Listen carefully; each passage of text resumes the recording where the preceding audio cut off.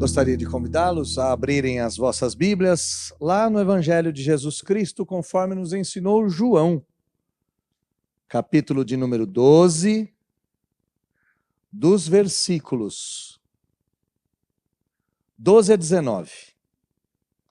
Evangelho de Jesus Cristo, conforme nos ensinou o apóstolo João, capítulo de número 12, versículo de número 12,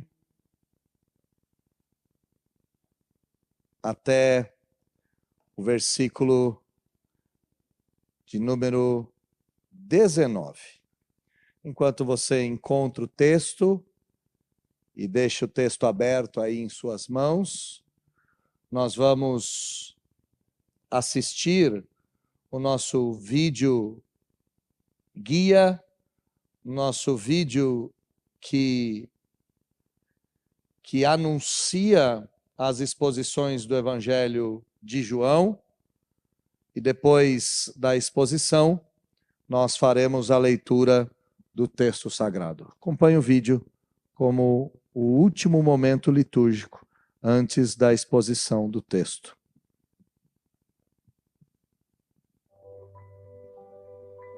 O Evangelho de João, a pérola mais preciosa do Novo Testamento, revela a promessa mais grandiosa de Deus, a vida eterna em Cristo Jesus, o Verbo que se fez carne e habitou entre nós. Em suas páginas, somos convidados a um banquete espiritual, onde a água se transforma em vinho, os cegos enxergam, os mortos ressuscitam e a luz dissipa as trevas. Através dos 7 sinais milagrosos, João nos revela a divindade de Jesus, o Messias prometido. Mas João vai além dos milagres. Ele nos leva ao coração do Evangelho, revelando o amor incondicional de Deus, que entregou o seu único Filho para que todo aquele que nele crê não pereça, mas tenha a vida eterna. Somos chamados a amá-lo e a guardar seus mandamentos, a fim de experimentarmos a verdadeira alegria e a paz que o mundo não pode dar. Em Cristo, a vida eterna. Uma jornada profunda pelo Evangelho de João.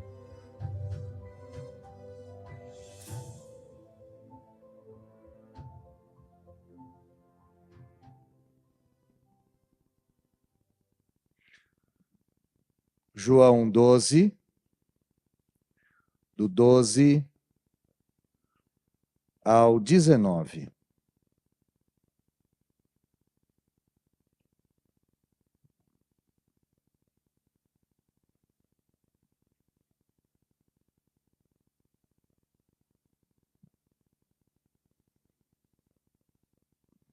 Está escrito assim: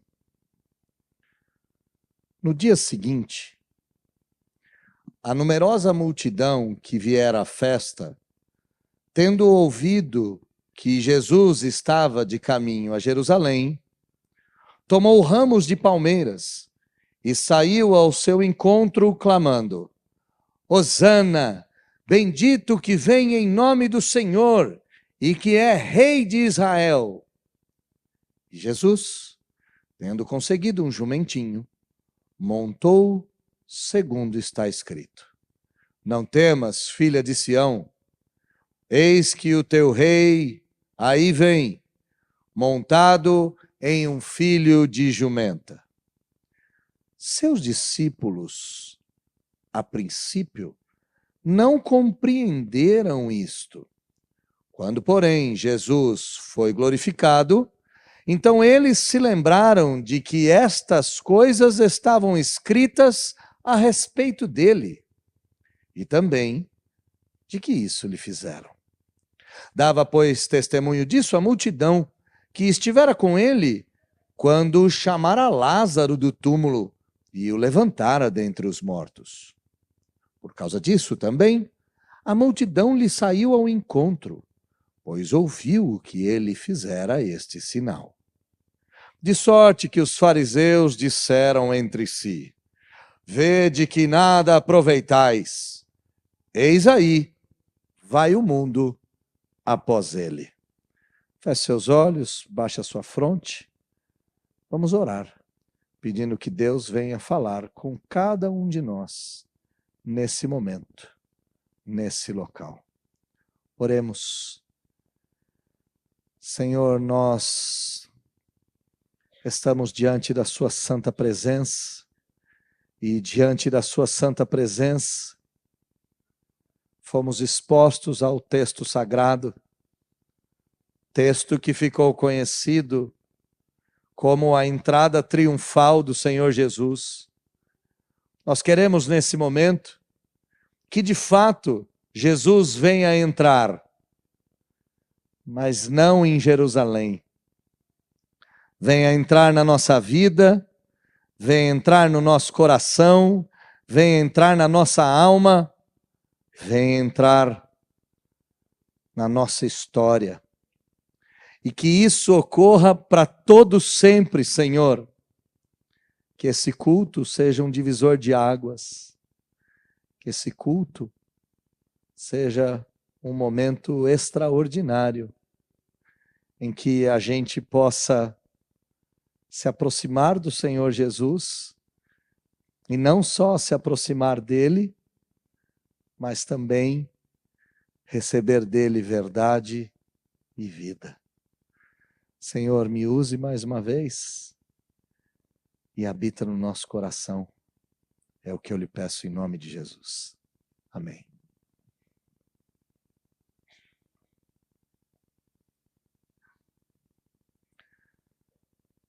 Algumas vezes na nossa vida, o maior mal entendido não está naquilo que rejeitamos, mas sim naquilo que aclamamos sem ter a real compreensão. Há momentos da vida que o mal entendido não é rejeitar, o mal entendido é o contrário, é abraçar, mas abraçar sem entender o que está abraçando.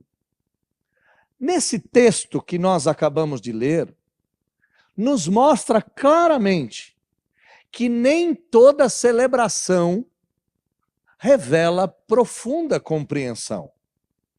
Nem todo grito de Hosana, Hosana, bendito que vem em nome do Senhor, é fruto de um coração convertido.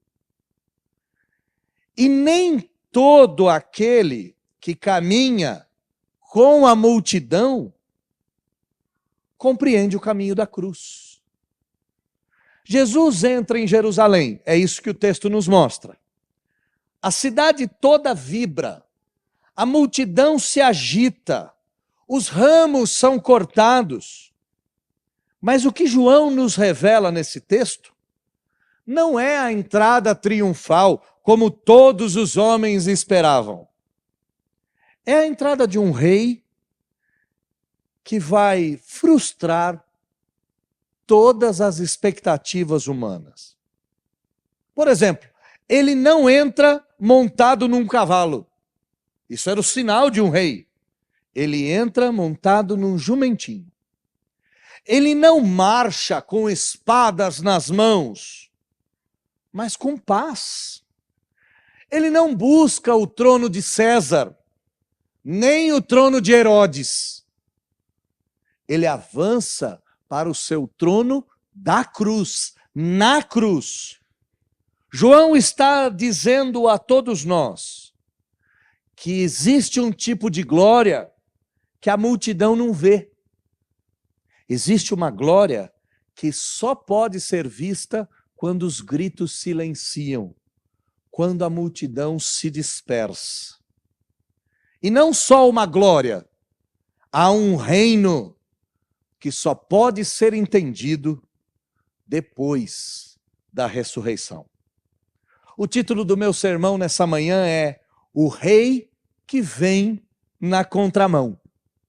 O Rei que vem na contramão de todos os povos, de todas as pessoas, de todas as nações. No meu último sermão, domingo passado, nós vimos o Cristo sendo ungido para a morte. nós vimos que Maria, e não Marta, eu me confundi algumas vezes com os nomes, Maria derramou perfume sobre os pés do Senhor Jesus.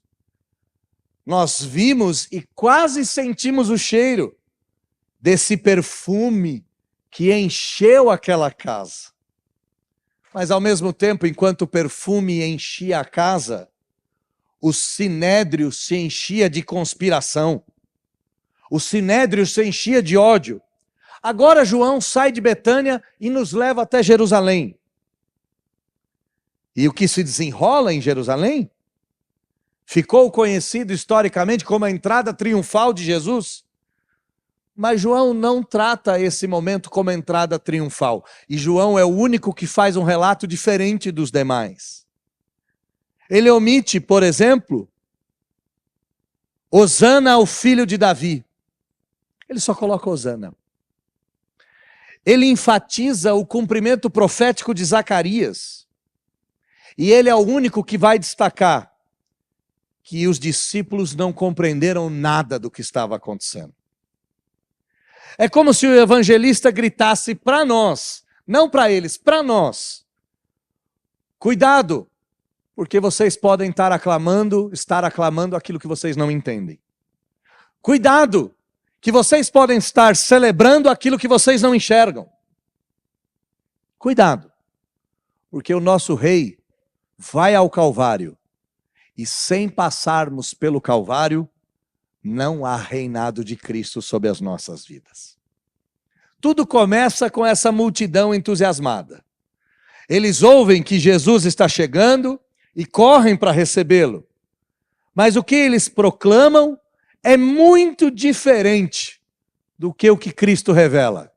O que eles falam não é a mesma coisa do que Cristo é. Olha comigo o versículo de número 12 e 13 da sua Bíblia.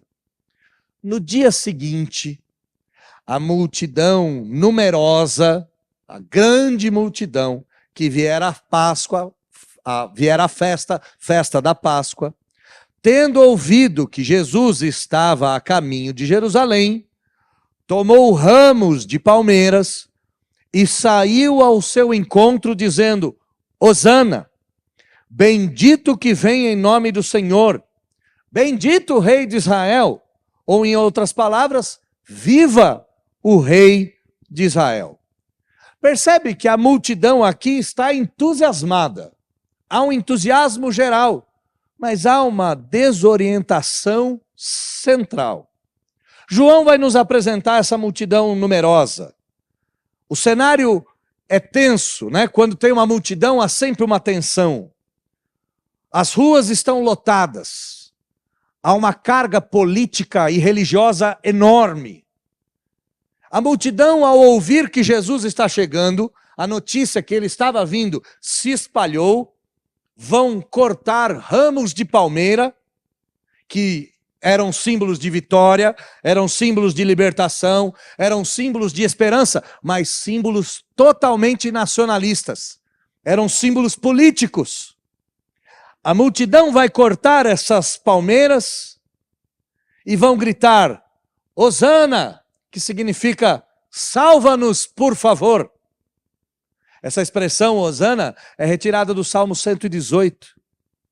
E ela era entoada nas festas do Messias, nas festas que apontavam para o Messias. João, ao narrar tudo isso, não se empolga. Isso é interessantíssimo. João não demonstra nenhum tipo de empolgação. Ele somente observa os detalhes da história. Há aclamação, mas não há entendimento. Há entusiasmo, mas não há revelação. Eles dizem até o certo, porque tudo aquilo que foi dito é certo, mas eles dizem o certo pelas razões erradas. O que eles veem é um libertador, mas o que está vindo é só um servo sofredor. O grito está repleto de equívocos. Por exemplo, eles estão clamando por um rei político. Eles estão dizendo: viva o rei! Viva o rei de Israel! Eles querem um político que os represente. Eles esperam a libertação de Roma. Eles esperam um guerreiro.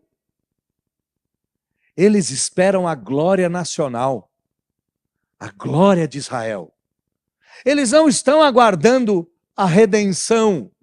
A frase Rei de Israel é um eco ao falecido rei Davi. Eles queriam um rei militar, um rei que derrotasse gigantes, um rei que pegasse espada e avançasse conquistando territórios. Ninguém ali queria um cordeiro manso. E aqui nós temos que olhar com bastante atenção, porque a expectativa humana, seja a minha, seja a sua, seja a nossa, sempre projeta um Messias que venha nos favorecer. A gente sempre espera um Jesus que nos atenda. No caso deles, eles queriam um rei para vencer Roma. No caso nosso, a gente quer o quê? Um garçom? Um banco? O que a gente quer? Um médico? O que a gente quer?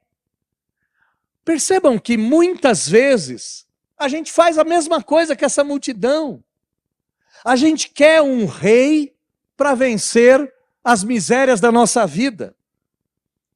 A gente às vezes não enxerga que Deus nos deu um rei que venceria a cruz, que venceria a morte. Jesus é rei, é verdade, mas o reino dele não se encaixa nas nossas categorias. Ele nunca virá para satisfazer as nossas expectativas. Ele vem para cumprir a Bíblia, os decretos do Pai.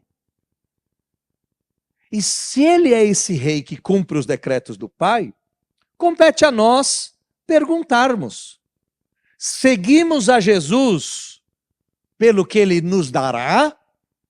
Ou seguimos a Jesus por quem ele é? Estamos seguindo o Senhor Jesus porque ele vai atender os nossos planos? Ou porque ele é o nosso Salvador?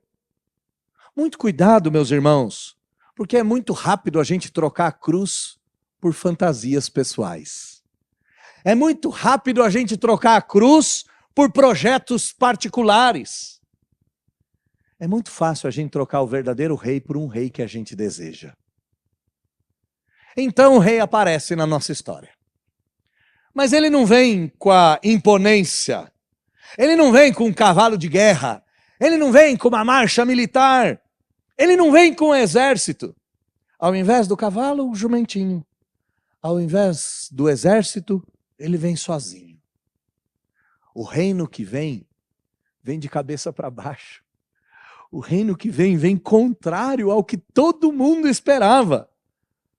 Olha o versículo de número 14 e 15, o que nos diz a Escritura.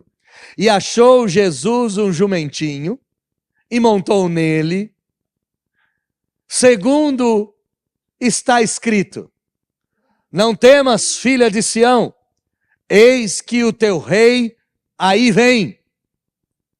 Eis que o teu rei vem montado em um filho de jumenta.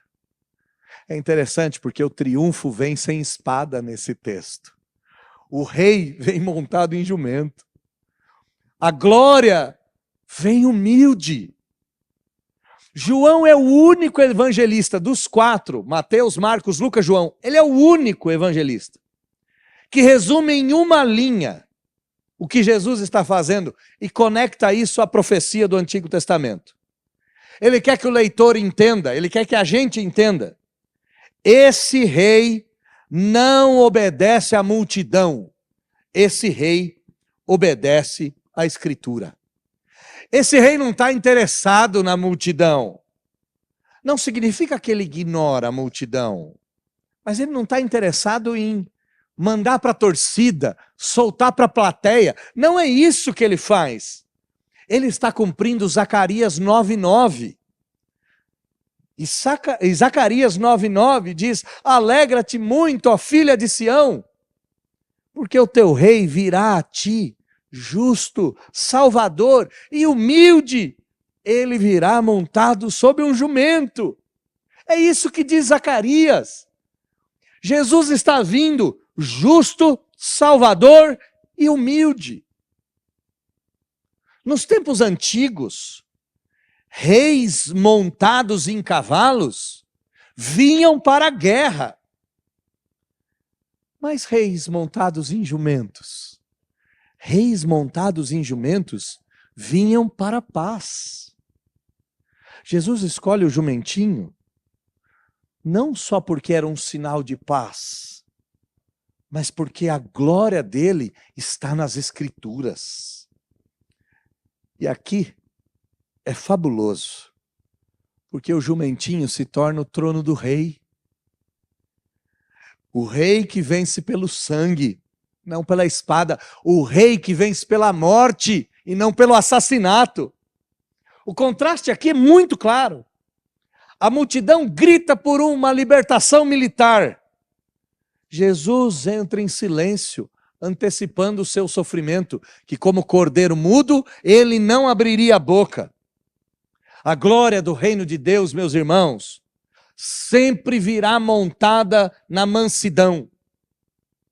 Nunca no espetáculo circense. A glória do reino de Deus vem montada no evangelho e não no poder da espada. Ditas essas coisas, como que você espera que Cristo atue na sua vida? Às vezes a gente espera que Cristo seja o anjo vingador, não é? A gente espera que ele tire a espada, vá lá e mate os nossos inimigos e pise sobre a cabeça deles. Cristo não costuma atuar assim. O rei vem de forma humilde e ele não vai pisar na cabeça de ninguém, pelo menos nesse momento não. Ele vai apenas oferecer o seu amor, vai apenas oferecer o seu perdão, vai apenas cumprir a vontade do Pai. E a gente deve se colocar na cena. Imagina se você estivesse naquela cena. Você seguiria Jesus entrando em Jerusalém sobre um jumentinho?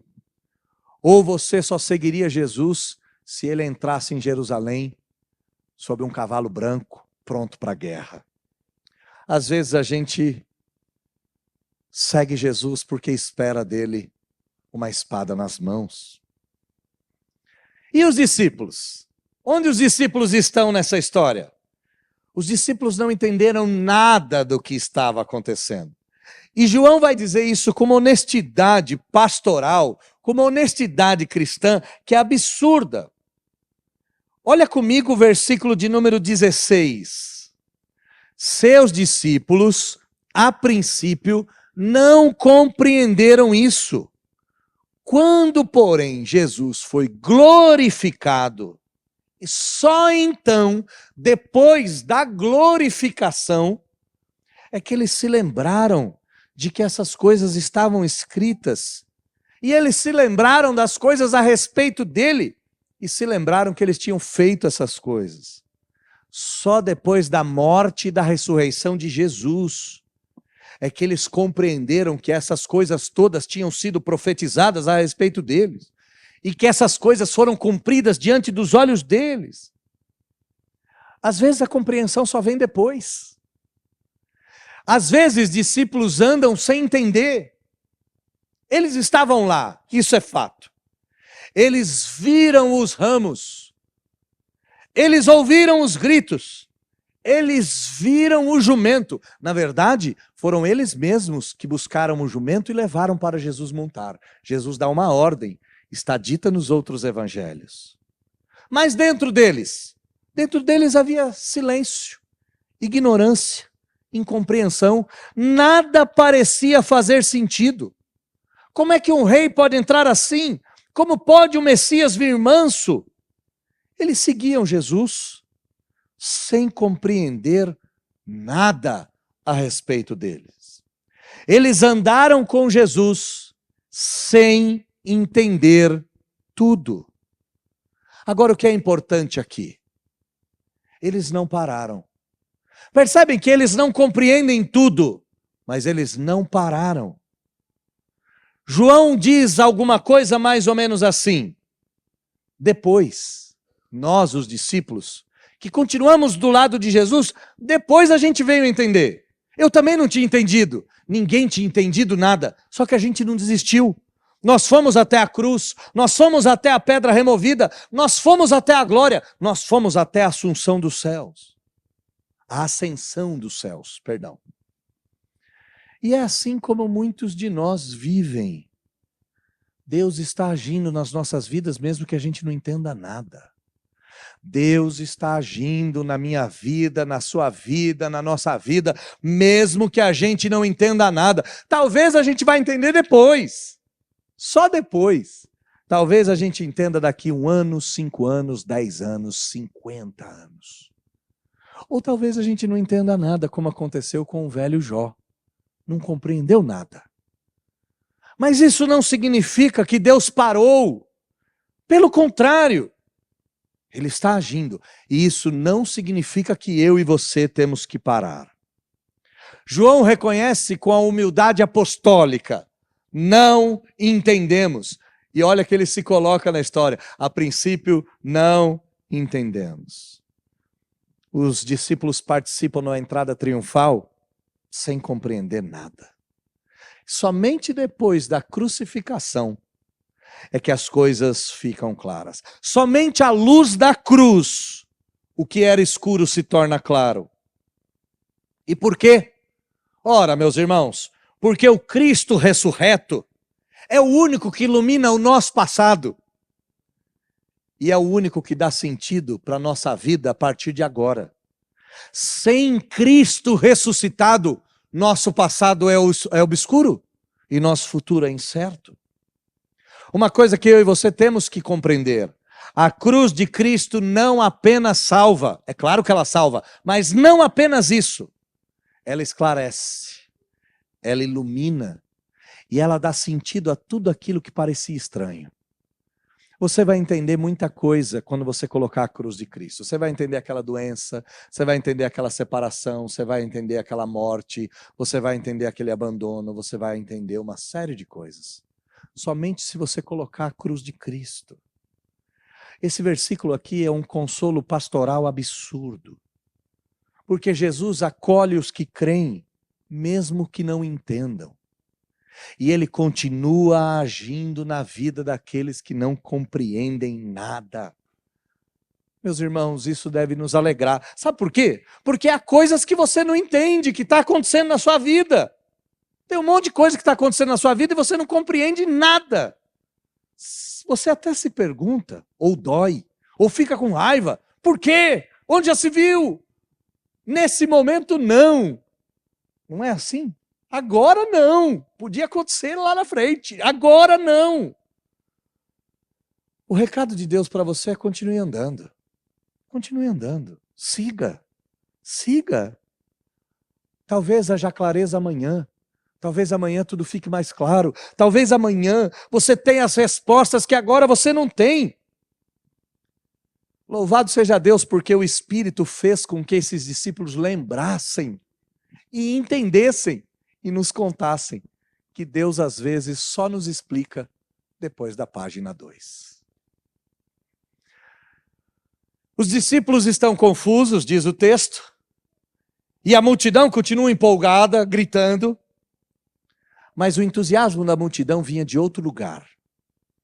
Eles não viam profecia, eles só viam um milagre. E ao enxergar o milagre, eles estavam alimentando o próprio coração. Olha comigo o versículo de número 17 e 18. Dava, pois, testemunho a multidão que estivera com ele, quando chamara Lázaro do túmulo e ressuscitara dentre os mortos. Por isso também a multidão lhe saiu ao encontro, pois tinha ouvido que ele fizera esse sinal. Imagina você chamado para a guerra, né? Ou você imagina que está sendo chamado para a guerra. Então você vai entrar em Jerusalém armado para vencer a batalha.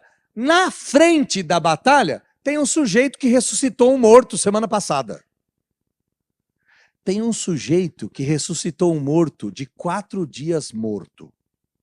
Tem um sujeito que ressuscitou o morto da seguinte forma: Lázaro, vem para fora. E Lázaro saiu. Ora, meu caro, se eu vou lutar uma guerra e quem está na frente ressuscita morto, eu estou com a faca nos dentes, eu estou armado até o fim e nada pode me ferir. João está dizendo, por que a multidão está tão empolgada? Ora, porque eles souberam que Jesus havia ressuscitado um morto. Quem vai impedir agora Jesus? Roma? A centúria romana? César? Se alguém morrer, ele estala o dedo. A multidão já tinha isso na cabeça. Se alguém precisar de comida, ele pega 5 pãezinhos e multiplica. Se alguém precisar de chuva, ele dá ordem para a tempestade. Se alguém precisar de alguma coisa, ele estala o dedo. Agora, esse cara ressuscita morto. Gente, quem poderá nos deter? Quem poderá nos impedir? A multidão está toda apoiada na ressurreição de Lázaro. Eles estão falando, comentando, repetindo e dizendo: ninguém pode nos impedir. Esse daí que nos guia, nos libertará. Ele tem todo o poder. Quem poderá nos deter? Mas eles não compreenderam que a salvação de Jesus não tinha nada a ver com a salvação política e a ressurreição de Jesus não tinha nada a ver com a ressurreição da carne, pelo menos naquele momento, porque no fim dos tempos ele ressuscitará toda a carne. A ressurreição de Jesus ali era salvá-los da morte, e não da morte física, mas da morte espiritual, do pecado, da preguiça, da vaidade, da ganância. E aqui talvez repouse o maior perigo que eu e você podemos enfrentar e talvez até cair. A fé centrada na experiência, mas não na verdade, nos leva ao abismo. Essa multidão aqui, 6 dias depois vai estar gritando: crucifica-o, crucifica-o, crucifica-o. É a mesma multidão. É a mesma multidão que, por causa da experiência da ressurreição de Lázaro, acreditava que Jesus iria fazer uma coisa e quando Jesus não fez, essa multidão se virou contra ele. 2 aspectos precisam ser pensados por todos nós. O entusiasmo sem cruz gera discípulo passageiro. Eu vou repetir. O entusiasmo sem a cruz gera seguidores passageiros. E a segunda coisa, milagre enche praça, a cruz enche o nosso coração de esperança. Milagre enche culto, enche igreja, enche circo, mas só a cruz enche o nosso coração. Só a cruz salva a nossa vida. Mas nem todos estão empolgados com milagre, sempre. Você já viu isso desde o capítulo 5. Nem todo mundo está feliz com milagre. Para os fariseus, o sinal de Lázaro não era motivo de fé, era ameaça. Por isso que eles decidiram matar até Lázaro. Até Lázaro agora está na lista negra desses homens. Mas os fariseus, vendo a multidão se agitar, vão dizer algo que é extraordinário. Olha comigo o versículo de número 19. Então os fariseus disseram entre si: vede que nada conseguis, eis aí vai o mundo após ele. Essa é uma tradução difícil da gente entender o que eles estão dizendo, né? Então eu peguei uma tradução um pouco mais fácil, um pouco mais fluida. Assim os fariseus disseram uns aos outros: tá vendo? Não conseguimos nada. Por mais que a gente o persiga, mais a multidão vai atrás dele. É como se eles dissessem: não adiantou. A gente ameaçou matar esse cara, ameaçou matar quem está perto desse cara, a gente ameaçou fazer de tudo e não adianta. A gente não consegue nada. O mundo está indo atrás deles. O versículo encerra, e a nossa história encerra, com esse lamento amargo dos fariseus, né? Os fariseus estão engolindo a seco, assim, atravessado. Eles estão nervosos. O seu plano não funciona. As multidões não obedecem aos fariseus, as multidões estão atrás de Jesus. As palavras dos fariseus não seduzem.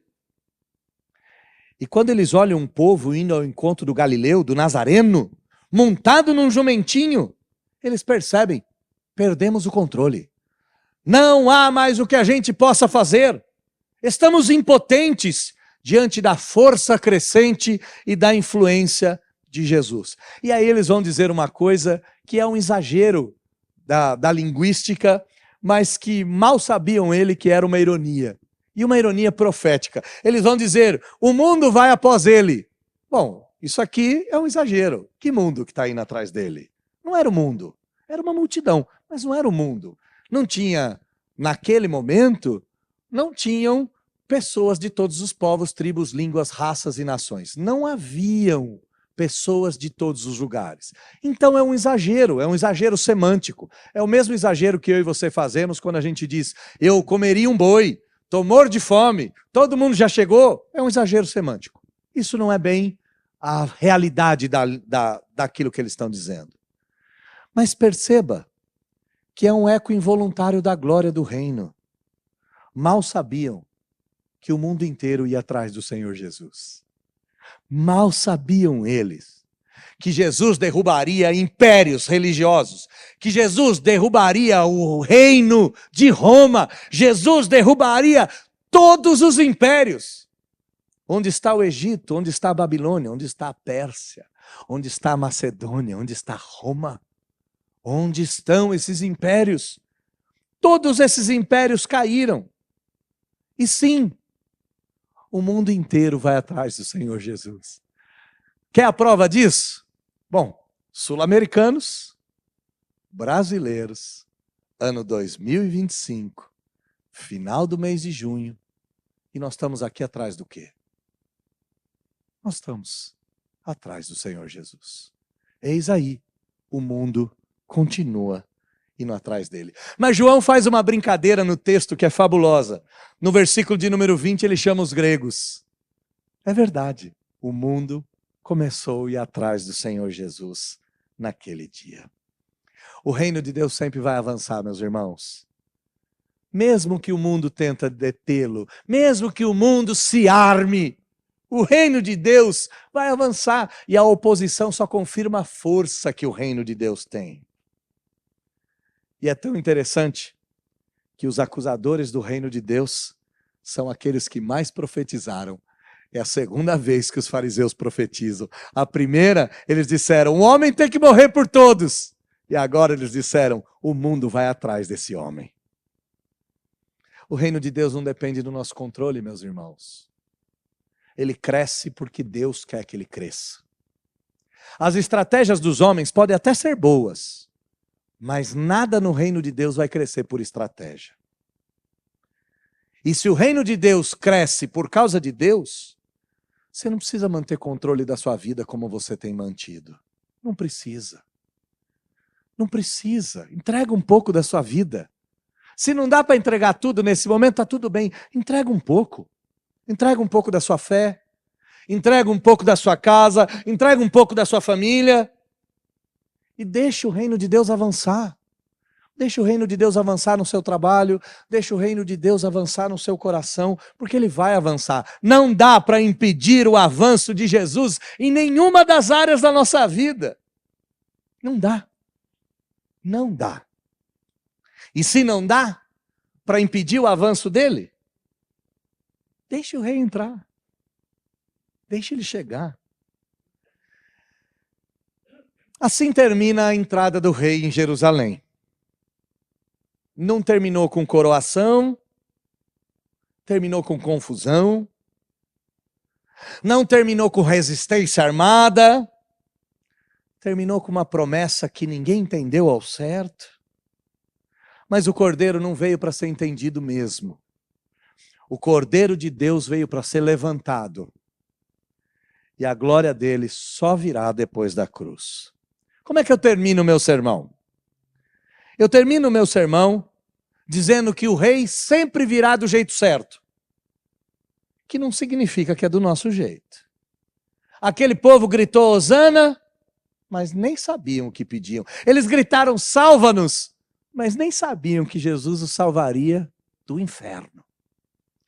Eles esperavam um rei que resolvesse seus problemas, e o rei veio para resolver problemas que eles nem sabiam que tinham. Tão interessante isso. Eles gritaram para Jesus solucionar os problemas que eles achavam que tinham. E Jesus veio solucionar os problemas que eles nem imaginavam que tinham. Jesus entrou montado, sim, num jumento. Não para vencer Roma. Roma seria vencida depois. Jesus entrou num jumentinho para vencer o pecado. O meu pecado. O seu pecado. E ele não veio para sentar num trono em Jerusalém. Ele veio para ser exaltado numa cruz e depois assumir o trono do nosso coração. Inicialmente os discípulos não entenderam nada, e talvez hoje você também não esteja entendendo nada. Está tudo bem. A multidão não entende, está tudo certo. Você só não pode resistir, porque se você resistir, aí você se coloca como os assassinos de Jesus. Aí você se coloca do lado da mesa dos fariseus. Não resista. Talvez você não precise entender. O que você precisa entender, então? Que Jesus não vai parar. E nem você deve parar. Jesus vai continuar, porque ele não veio buscar aplauso, ele não veio buscar cidade, ele não veio buscar nada. Ele veio buscar a glória de Deus e veio buscar a nossa salvação. E se ele veio para nos salvar, ele não vai parar. E é por isso que uma vez salvo, salvo para sempre. Porque se a gente é salvo pelo Senhor Jesus, ele nunca desistirá de nos salvar. E nós não podemos parar. Não desistamos. Mesmo que o Cristo que venha não nos encha de vitórias. Mesmo que o Cristo que venha não nos tire o sofrimento. Deixa ele entrar na nossa história para sofrer pelos nossos pecados, para sofrer com um propósito. E se a gente necessita de resposta, e eu sei que tem momentos da vida que a gente pergunta por quê e quer uma resposta clara. Calma. Ele vem em silêncio. Ele vem montado num jumento. Ele vem para abraçar a cruz. E esse é o rei que eu e você precisamos. Esse é o rei que eu e você precisamos. Um rei humilde, um rei fiel, um rei glorioso e um rei que nos liberta. E nos liberta para sempre. Esse é o Cristo que eu preciso. Esse é o Cristo que você precisa. Esse é o Cristo que nós precisamos. E assim que a gente ouvir, como ele é, a gente vai perceber que Jesus, sentado num jumentinho, não está interessado em Jerusalém. Jesus, montado num jumentinho, está interessado no nosso coração. Eu termino com a frasezinha de Apocalipse, que diz: aquele que tem ouvidos para ouvir, ouça o que o Espírito diz à igreja. Hoje, não endureçais o vosso coração. Hoje, nesse momento, não rejeita. Abra o coração para receber o Cristo vitorioso. Só que o Cristo vitorioso é humilde, manso e tranquilo. Entrega a sua vida ao Senhor, confia nele e o mais ele fará. Que Deus te abençoe nessa manhã. Que você possa receber o rei que vem, mas não vem do jeito que a gente espera. O reino que chega, mas chega de cabeça para baixo.